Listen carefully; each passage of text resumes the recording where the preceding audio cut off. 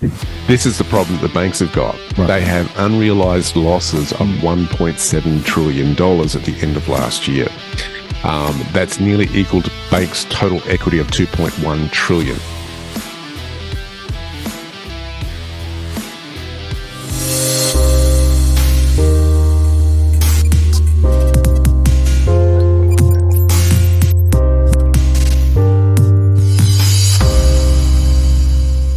A lot has gone on. A lot has huge. gone. Okay, this is we've got too many things to talk about. So let's just chill out. Let's simplify, and I'm going to give you the floor. Go for Your it. technical issues are kind of showing what the markets are doing at the moment. Well, okay? yeah, we try to be in touch. You know, It's very beautiful how you arrange all that today, Aaron, for us. Thank you for it in advance. I'm a details guy. It's great when it works until it doesn't. Exactly. And that's the problem they're facing at the banks at the moment, right? This is huge. All right. So we've had what they're calling the second and third largest bank failures in history that Americans have faced. Last week we were talking about the whole Credit Suisse situation in Europe, which was going to be even bigger because it wasn't such a niche bank. It was going to affect others if it wasn't bailed out. Now, of course, they were bailing out the depositors as opposed to, in the United States, as opposed to the bank themselves. Gotcha. In the situation in Europe, they were basically buying them out. Another group was buying them out. And I think it's important to know the difference here. Well, everybody's trying to calm things down, as you imagine, in this kind of scenario. So confidence is what the whole market's all about. And right now, it's scary stuff. you're absolutely right. And the Treasury Secretary, Janet Yellen, for example, has just said, okay, let's all take a deep breath. Americans can feel confident about the safety of the deposits. And what they're basically saying is that Jane Fraser, the Citigroup CEO of the Economic Club of Washington, D.C., basically came in and said the banking system is sound. Both large and regional banks are well capitalised, adding this is not a credit crisis. This is what Reuters has been reporting, and so is Fortune magazine. Now, this is what's the concern. A new paper by researchers at New York University on the 13th of March found that they aren't the only ones with these issues. US banks unrealised losses of $1.7 trillion at the end of 2022. Excuse me? So you know what an unrealised loss is? Please explain. Okay. So let's say you buy a stock and you buy it for $20. Sure. The market goes down to $15. You have an unrealised loss of $5. Because you haven't sold it yet. Because you haven't sold it and you're hoping that it will go back up to 30, 40, whatever it might be. Got to have faith. This is the problem that the banks have got. Right. They have unrealised losses of $1.7 trillion at the end of last year. That's nearly equal to banks' total equity of $2.1 trillion. So they're highly leveraged on this. Sure. And these rising interest rates, which we explored last week, have had basically the inverse effect on bonds, which is what the banks like to buy because it's government-backed, right? So it's kind of guaranteed that in their minds. What's happened is the Federal Reserve is going, we're going to hike interest rates, because of inflation, and it's starting to break because the banks are in a situation where when people want their money back, they've got to sell these investments to give them their money back, and they're taking losses on it because what happens is the face value of the bond goes down when they do so. So they've got, as I said, $1.7 trillion of unrealised losses on these kind of investments across the banking sector. And they haven't got the ability to just sit and wait, have they? Well, they're okay until everybody wants their money. Well, that's kind of my point. And I'll give you a funny little, I'll digress to touch on this one. I literally last night, and I don't live finance like you do, but I literally woke up at about 3 o'clock this morning thinking I have to get my money out of the bank because there's going to be a run on the banks. And I literally felt that. I don't know what it was, but I don't know. Hopefully it wasn't a premonition. But it's very real. People need their money. People want their money. And now if we don't trust the banks, perhaps we will run on them. Perhaps we will go to the bank and take our money out. I think we've got to realise the Australian banking sector is very different from the American banking sector. Okay. All right. I think we have to realise. However, my concern is the ripple effect of what happens. If the America makes a splash, the world feels it. Sure, absolutely. If it does a bombing in the pool, we all get wet. And that's the big issue, because so right now the big fat guy is on the high diving board. Quite frankly, things are about to get very messy. Something like that, and that's the biggest concern I have here, because what they do is they do deals across the globe in terms of not just it's so intertwined, not just the deals they do behind the scenes in terms of investment deals and managed funds and all that sort of thing, but obviously if there is exposure in Australian banks to US Treasury bills and that sort of stuff, then a lot of their investments are tied up in this as well. We don't know how much they're invested in these products, and so that's the concern that I have about this, the ripple effect. Everybody's wanting to say everything's okay, because we don't want this, as I said, the balloon to lose more air. But are we having the duck effect right now? I mean, does it all look calm and nice on the surface, and then those little feet are going like buggery underneath? Is that what's going on here? It depends where you're coming from. I mean, look, if these big companies start pulling big money out, and that's been part of the problem, is the tech sector, which was what those banks were exposed to and working with. Sure. They had all those layoffs. I mean, Twitter had about 7,500 employees, and they cut half their staff.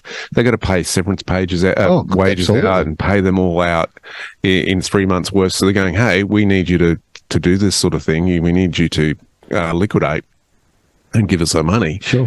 That's where it causes a big problem. And one of the things of this is that the American politicians are saying, look, and we're talking about Senator Elizabeth Warren from Massachusetts, we're talking about California Representative Ro Khanna. They've argued the Federal Reserve should backstop every type of depositor at all banks to prevent further bank runs from the public, whereas the Treasury Secretary, Janet Yellen, has told, look, the subcommittee there, we're not considering blanket insurance for all US bank deposits unless systematic risk becomes an issue. And Reuters is reporting this. So, in other words, we're not going to guarantee everyone's deposits are safe. It's just... Okay, I can see a tad of hypocrisy here. Now, okay, they won't guarantee that everyday mums and dads, their money's safe, right? Their money in the bank. Well, they do up to a certain point, 250,000 or so. Okay. So I stand corrected on that. What I was concerned about is the fact that, okay, the US Treasury is very comfortable printing money when you need to pay for things like, wars and whatever, right? Print. So why don't they have the same philosophy when it's looking after their own citizens? Well, you've got to think broader than that. It's not just everyday citizens, it's businesses. Businesses typically hold a lot of money in banks. Sure. Right? Sure. This is why they have a whole different business sector in most banks when you go in. Then they talk to the mum and dad consumers. They're small deposits, different right? products, Yeah. So it becomes a concern when big business has got so much tied up in the banking sector. Absolutely. Right? What do they do? And that has a ripple effect of people's jobs, wages, all that sort of thing. Okay. Right? Okay. So there's a retail and the business sector, and that's what you've got to consider here. Sure. And from what I'm hearing from you, the effect on the business sector is obviously going to have the biggest effect, right? That's what's caused these other banks to go down. Sure. Because the business sector was going, we want our money back because we've got to pay our staff out. Yeah. And so they're going, we're making losses here because the bonds are done. They're overexposed to a certain asset class. Sure. And with that report coming out that there is that much unrealized losses of 1.7 trillion at the end of last year, you start to think, well, what are the banks actually invested in? Yeah, absolutely. What kind of percentage would that be of the money actually in the banks? That how much was it? 1.7. Yeah, 1.7 trillion. Well, the total equity of banks is 2.1 trillion. 2.1 trillion. Ooh, hang on then. So it's not that big a gap. There's not a huge gap. I mean, trillion's a lot of money. There's a lot of zeros. Yeah, it's a lot of zeros. But I'm talking, like percentage-wise. Yeah, it's huge. That's, not getting confused by those zeros. That's a big percentage. It is. And what they're basically saying in another paper from March 13, university researchers found that US banks' assets have lost 10% of their value over the past year alone. So it's interesting days ahead. It's going to be a rocky ride. And I said that in December. Yes. 2023. It's going to be a wild ride, guys. Okay. I mean, look, realistically, and this is just your opinion I'm going to ask here, so you're not going to have to base this in any science, I guess. Not that we base anything with science anymore. But okay, if this all comes to fruition, Are we talking about something bigger than what happened in 2008? Or are we talking about something that happened in 87? Or are we happening back in 1929? I believe it will be, personally. Okay. I personally believe it's bigger than 2008, 2009, global financial crisis. That affected about 2 banks. This has already affected 3 in the United States. It's affected 1 in Europe as well. Sure. It's a danger spot, and I don't want to talk it up and put fear in people. No. That's not what I'm trying to do. But I'm just looking at it as going, warning, warning. I see some waves ahead. And well, when we had the crash in stock market in 87, if my memory serves me correctly, interest rates went up ridiculously. I remember my parents had interest rates on their home, I was living in it. I think it was something like 18.5%. Yeah. Right, absolutely ludicrous. If we're seeing so many banks go this way, and they're trying to push interest rates up to stop inflation, and inflation's going through the roof, they're printing more money, which is making more inflation. Is this pointing towards those kind of days again? I think there is a lot of conjecture about the integrity of the US dollar at the moment. Yeah, absolutely. There is a lot of talk about that. I think I think we're in uncharted waters, personally. Okay. And so to say it's as big that I'm comparing it to that, I don't think it's a fair comparison. Sure. I think we've got new moves happening across the globe, new exploration into blockchain and those kind of technologies. Very true. You wonder if people are using this. There are people who will argue, theorists that will say that we're pushing towards, a different digital currency and that sort of stuff. For sure. There is that talk. I don't believe blockchain's going to go anywhere. I think it's here to stay. Okay. Yeah, I thoroughly agree. Absolutely. It's not going to disappear. I think what's going to be interesting is the relationship of the intermediary, which is the bank. Yeah. So if I want to do a deal with you, if I want to pay you directly, I can do so in cash. Yep. And or other means such as physical gold or silver, those physical assets, Absolutely. or barter or something like that. Absolutely. Okay. Right. If I want to send it to somebody elsewhere, like Travis is online at the moment, if I want to do that, I have to pretty much go online to do that in this day and age. Yes. And so I think that's how do I pay him? Now, do I go through an intermediary at the moment? It's most likely I do that through a bank. Absolutely. What the talk in the industry is will it go outside of that?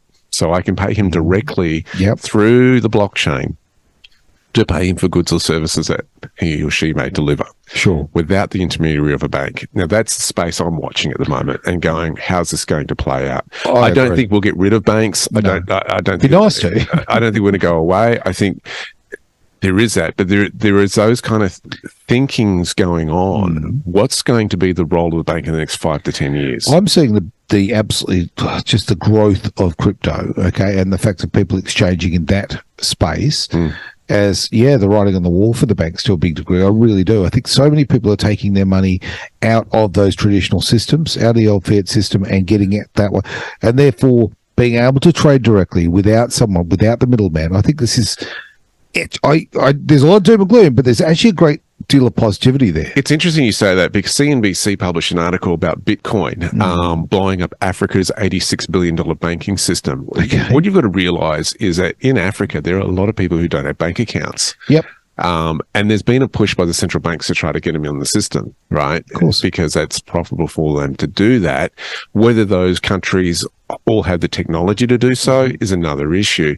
But what there is that, they were highlighting a bit of a case study of something called the Lightning Network, where they're doing Bitcoin transactions to virtually zero and enables instantaneous cash payments around the planet. Yep. And people in Africa are starting to use that kind of technology, which they can do on a phone, on a cell phone, and pay people that way. Now, that technology has been around for a while, where you can do services like Western Union through an app and pay someone electronically that way. Yep. But this is the way they settle those kind of claims is really interesting. So I can it's the exchange between currencies. That's the interesting play here. Sure. Because some of these countries prefer to do things in US dollars, and the integrity of the US dollar, of course, is coming into play here. Yes. So Very much so. let's say I pay you, but behind the scenes, they're actually using Bitcoin to do that. So I might pay you in Australian dollars, but you want to receive it in, let's say, US dollars. Okay. They can kind of match that behind the scenes with the Bitcoin equivalency. So I give you X amount of Bitcoin, lands in your account. Behind the scenes, they're changing it into US dollars through the Bitcoin, etc. So you're happy, you get it in US dollars, perhaps, and I'm happy because I paid you in Australian currency. I am a little, I look at that technology, I think it's clever the way they're thinking. I don't know that Bitcoin technology is so efficient in doing those kind of transactions. Okay. I think there are probably other more efficient cryptocurrencies that are coming out, particularly with the expense of doing so. There are guys who are more qualified in the crypto space than me, Sure, who understand the technology, they geek out on the technology side of things. I look at it more from an overall perspective. But as I've always said with crypto, it's an interesting one. There's a moment of paying people from peer to peer. Then there's other people who look at it as more of an investment type. Sure. I mean, I see this again. This is just my theory, but I see people using that technology to make payments peer to peer more and more. I see that sort of things really opening up. That's certainly what I'm envisaging, and I think that taking that control away from the banks, because the control the bank has had has been, hey, well, hold on to your money and make money out of your money for as long as possible, right?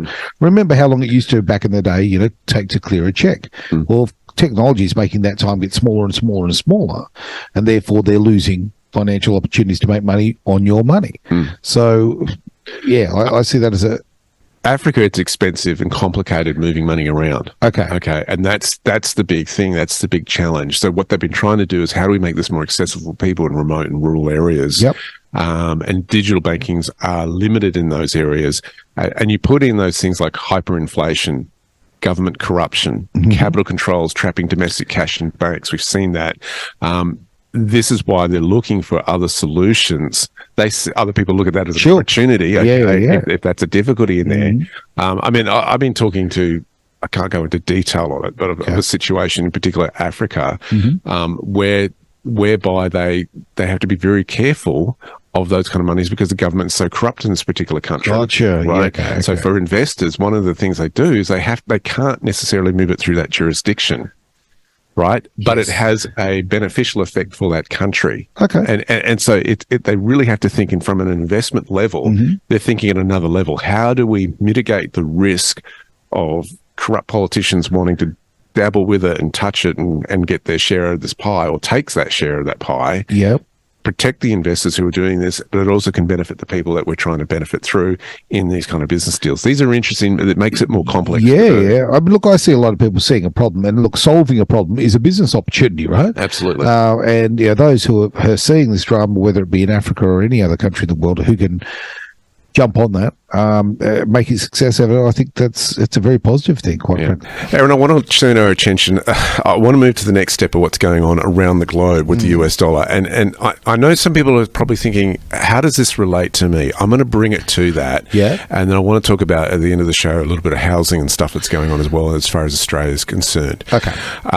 So I'm going there with it, but bear with me through this. It's going to sound a little bit overwhelming for those who aren't used to this sort of thing, but it's highly significant. I get the sense that there is a lot of people who just have no idea what's going on behind the scenes here, how the plays are moving. Well, they're busy having these things called lives. Yeah. Right? That's the problem. And I'm trying to just deconstruct a little bit and say, hey, this is what's happening. On February the 23rd, this is from a YouTube channel who summed it up really well, I thought, called Asian Quick Take. Right. And they are reporting that on February 23rd, the Central Bank of Iraq announced that it's considering increasing the balance of Iraqi banks that hold yuan accounts with Chinese banks, the local currency of the Chinese, subject to the availability of Iraq's yuan reserves. Now, this marks the first time the Iraqi Central Bank has allowed trade settlements with China to be conducted directly in Chinese currency. Okay. Now, that's interesting because most of the world uses the US dollar. Spot on. Okay.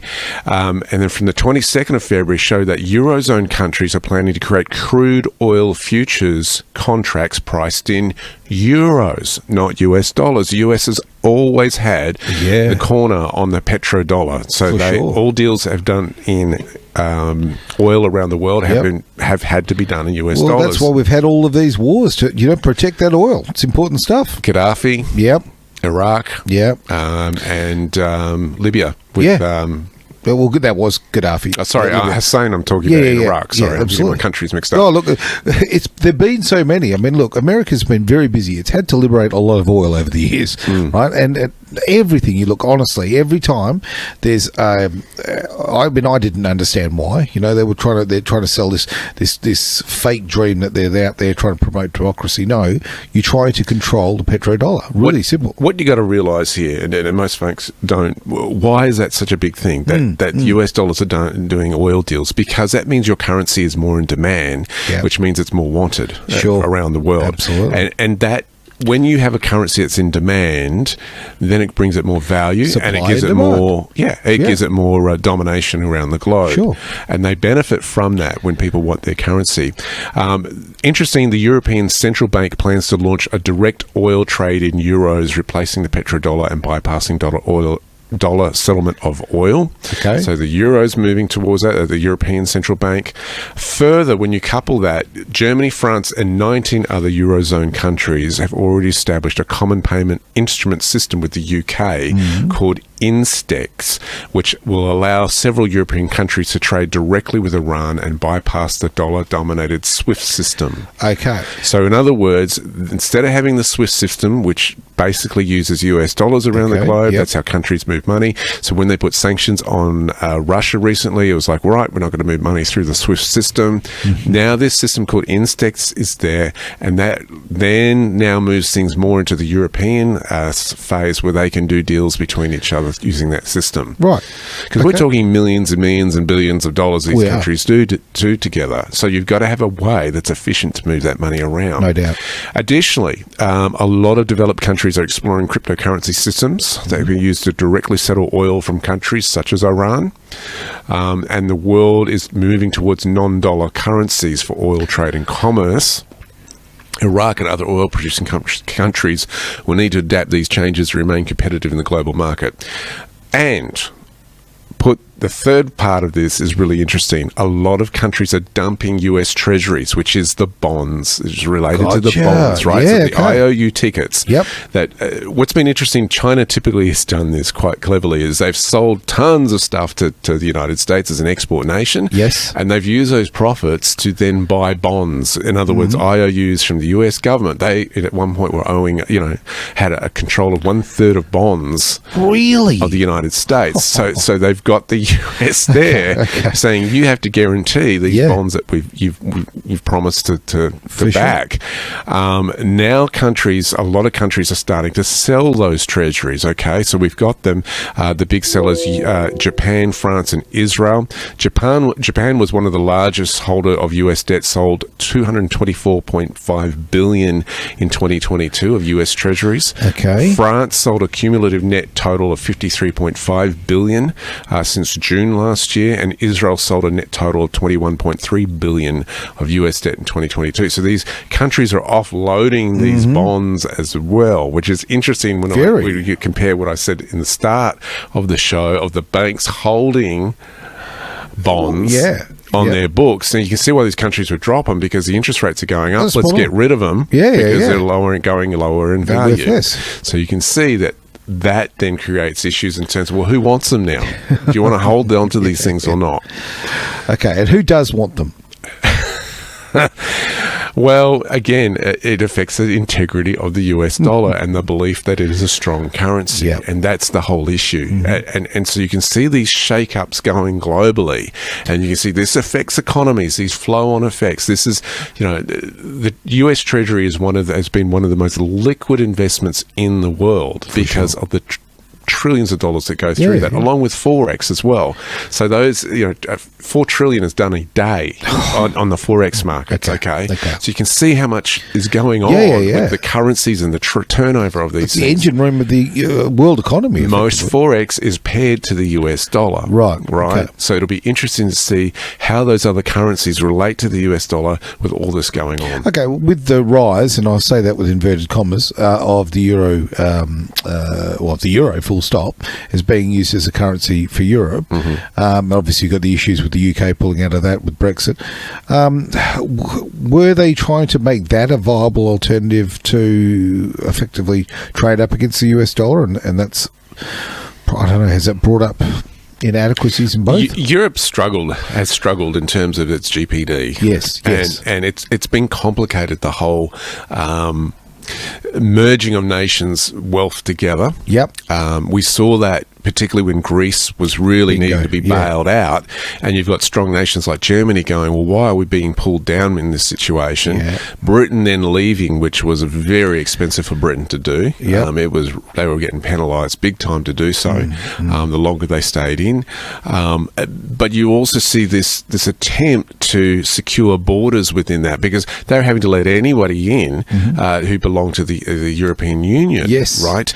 Now it's interesting to see what's going on. I'm not sure if you're aware of the illegal immigration that's been going on into England, the UK, at the same time. Absolutely. And Ireland as well. I haven't really kept an eye on Ireland, but yes, certainly. So these nations are having to house illegal immigrants and kick them out, cancel weddings and all this sort of stuff, so that they now are using this for housing rather than function centres. Right. It's huge what's going on over there in terms of its mass migration. So obviously a lot of the attention's been on the US border, but you can see that this has also been crossing the channel into places like UK and Europe too. It's destabilizing these countries who have been strong in their economies. That's right. You start to go, isn't it interesting that all this is happening at once? It's an interesting advertisement for sovereignty, as far as I'm concerned. It really is. And citizens are fighting back. Yeah. Well, look what's happening in France right now. I mean, literally, they've said that the demonstrations are now in the millions of people. The millions. That's insane amount of people. And because people see that they're losing their rights within their country, and that is that push of globalism. It's got nothing to do with the individual country. The country could be doing, quite frankly, again, I'm no bloody expert on this one, but it tends to show to me that these countries that are doing poorly are pulling the other countries down.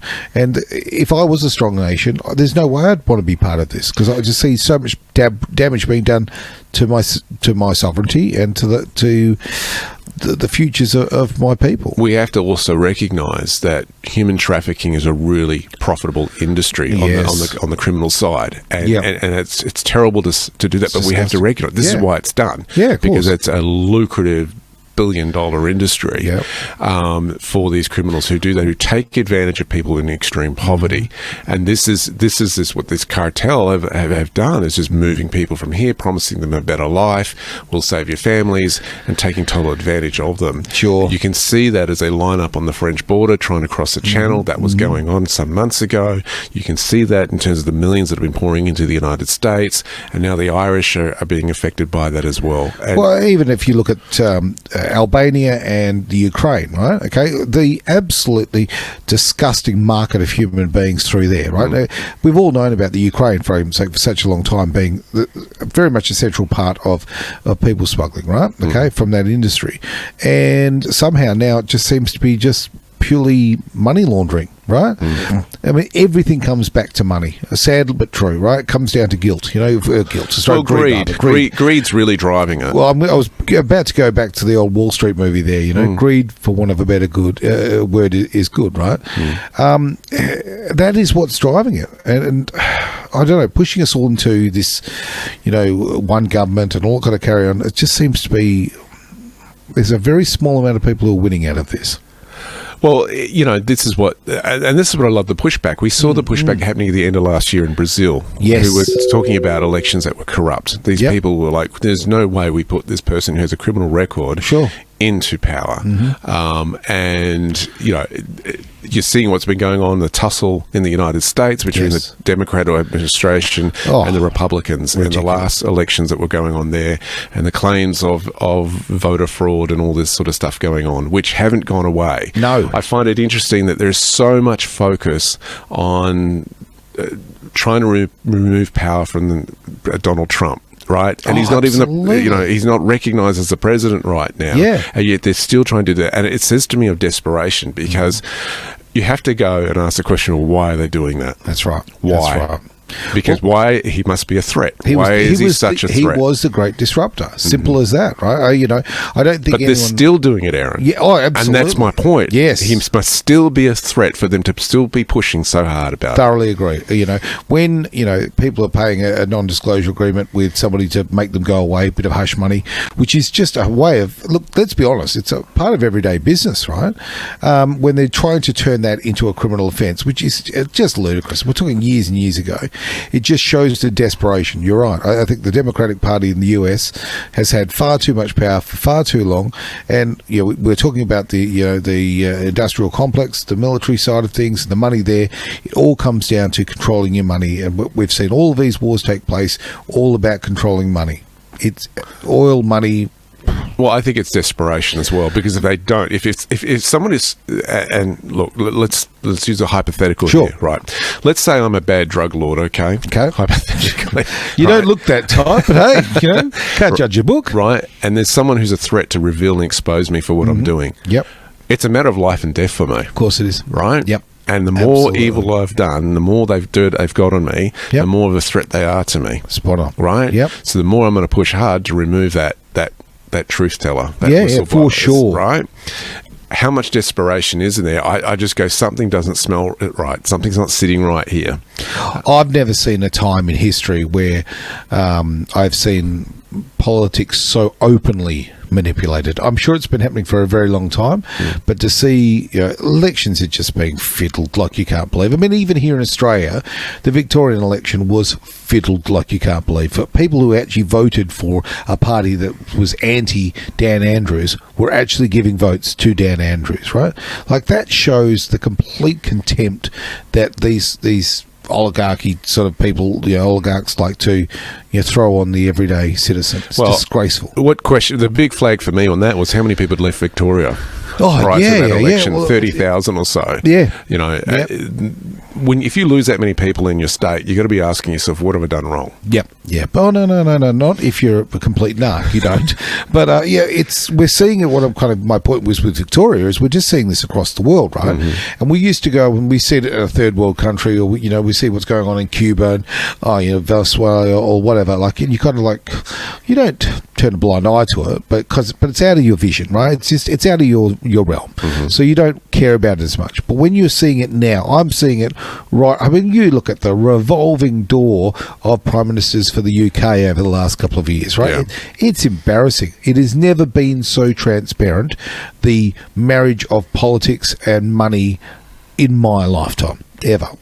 Or perhaps I just wasn't looking. Who knows? Keep your eye on the royal family. That's all I'm going to say. Keep your eye on the royal family. Yeah, I'm going to do that. This coronation thing's got me, but there we go. I think that if he had an ounce of respect for the people we're talking about Prince Charles here, if he had an ounce of respect for the people, he would just actually skip this and he wouldn't take it. That's my eyes, but yeah, I think it would go straight to what's the younger one called? His son, Will. Yeah. But if they genuinely wanted to save the royal family, because right now, let's face it, it's in the worst shape it's ever been in. Well, certainly again in my lifetime, probably was. When they were beheading people, it was probably a bit different, I guess.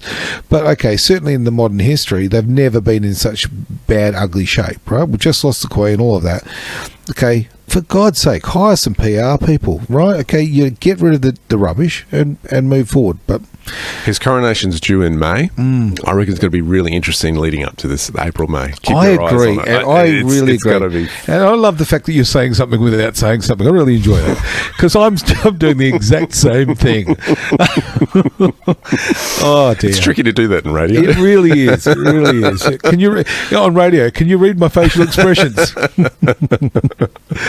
No, I think you're right. It's just what a time of change, and I think that let's look at the positives here, right? I reckon with what's going on here, we're going to see the Americans lose a lot of power. Okay, well, I think that their financial control of the earth is diminishing. Right, I think that people will. I hope people will wake up to what NATO is actually doing right now in the Ukraine, which is literally just a proxy war for the US. It's as simple as that. It is all about, in my opinion, controlling, obviously, energy. I actually think, let me add to that. I agree there's going to be a shift of power. Sure. I think it's going to go from the globalists to the people.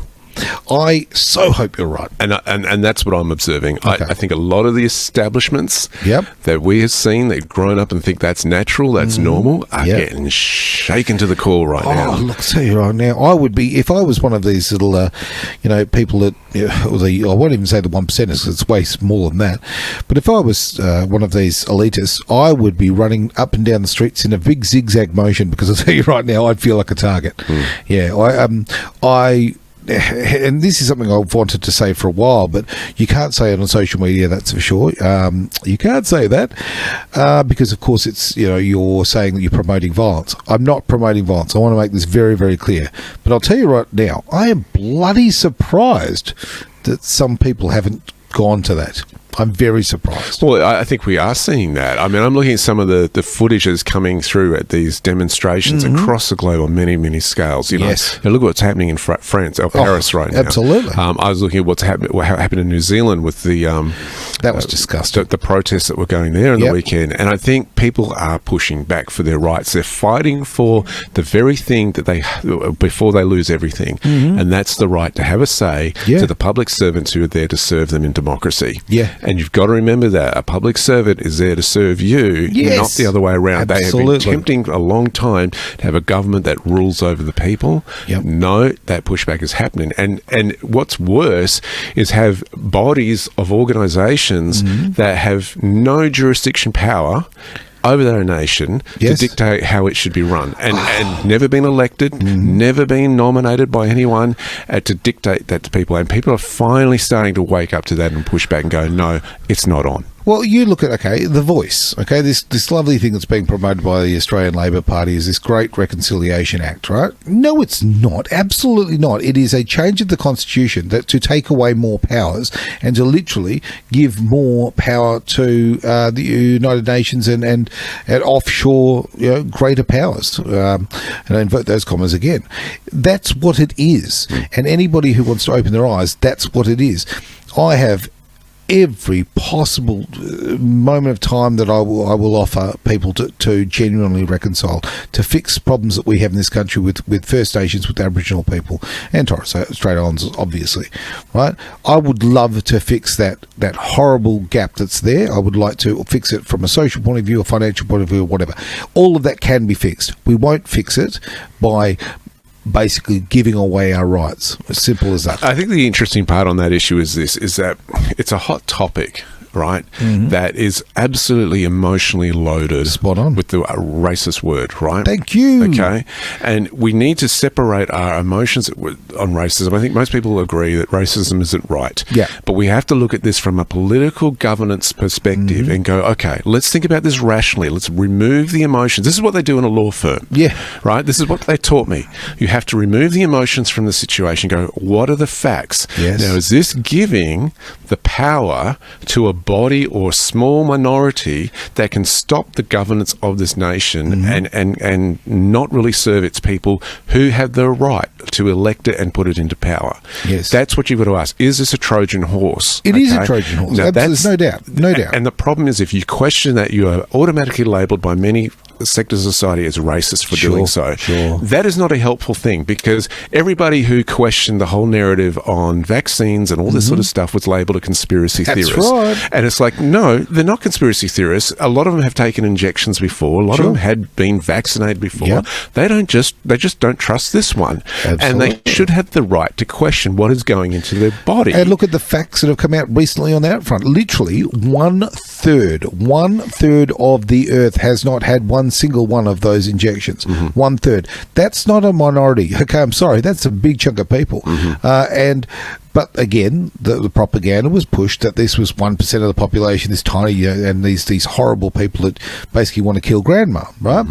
Absolute rubbish. This was just people thinking about, okay, and look, don't get me wrong, this is a mix of people. I can't speak for everyone, but I can certainly say, as a person, I didn't obviously have the jab, but I did that from my personal taste and choice, looking at the options, thinking about how that would affect my health.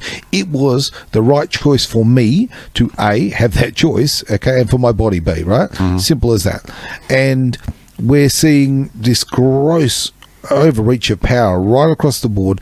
I think that this is, I mean, look, we can cover a million different subjects here, but the reality is, okay, our media are not trustworthy anymore. Simple as that, right? They will just, well, I don't think they have been for a bloody long time. In fact, maybe never, okay? Well, it was interesting to see on the weekend the first recognition of perhaps vaccine, what do they call it? Damage? Injuries, on the front of the West Australian this weekend. Saturday on the Kitty Litter Times. Look at that.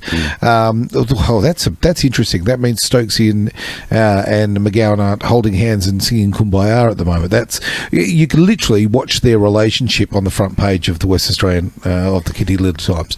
I think that that's probably a good opportunity to also mention something I've mentioned many times before, but I want to run it home, is that I have been told by somebody in the know that once our Premier leaves power, and which he'll be doing in 2025, he's got a nice plum job set up with Stokes, right? Okay, this relationship between media and the government has got to stop, right? It stops. It is not media, it is propaganda, and we certainly know from a guy called Goebbels many years ago that this is a bad thing for humanity. Yeah, I mean, certainly the in a democratic society, the role of the media is to be the voice of the people, not the voice of the parliament, and that's certainly has come into question a lot.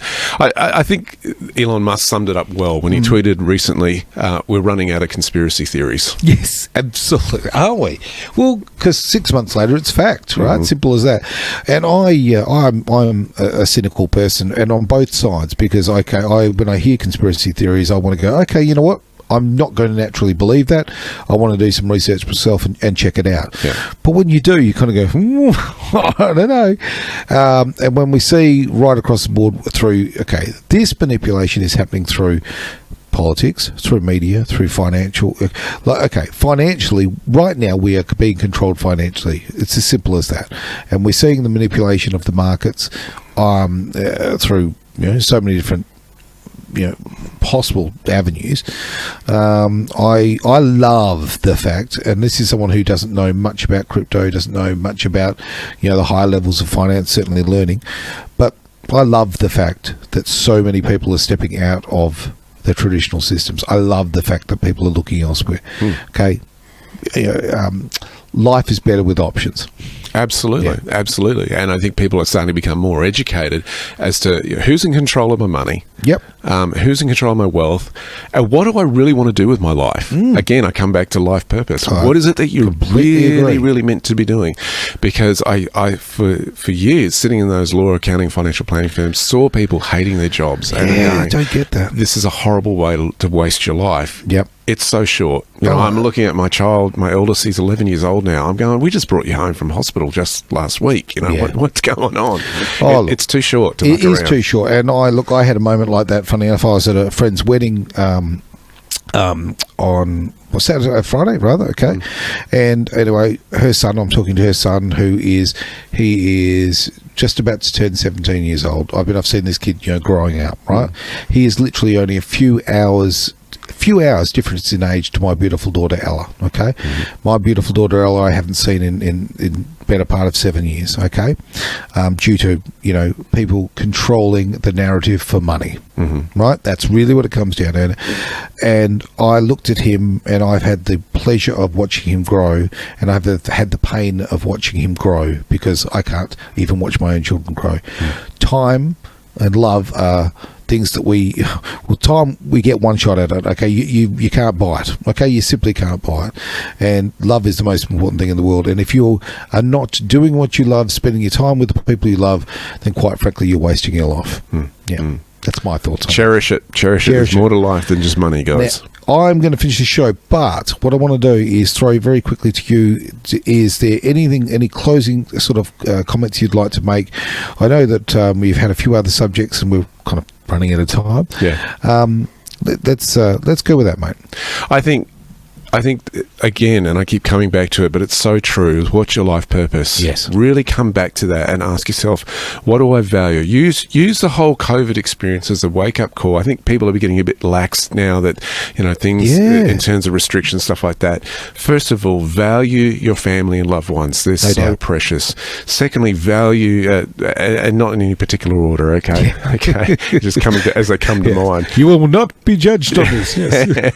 Value your faith. Value what is important with your relationship with God who created you for this time, for such a time as this. Yep. Number 3, value your rights as a citizen of society, okay? Because I think we're too dismissive and go, oh, she'll be right, the government will sort it out. Yeah. No, we've had a wake-up call. It's not that way anymore. It might have been that way back in the 70s. It ain't that way today. Certainly isn't. And do it out of a motivator. If you can't do it for yourself, do it for the next generations, or find something that motivates you to do it for a cause that's greater than you.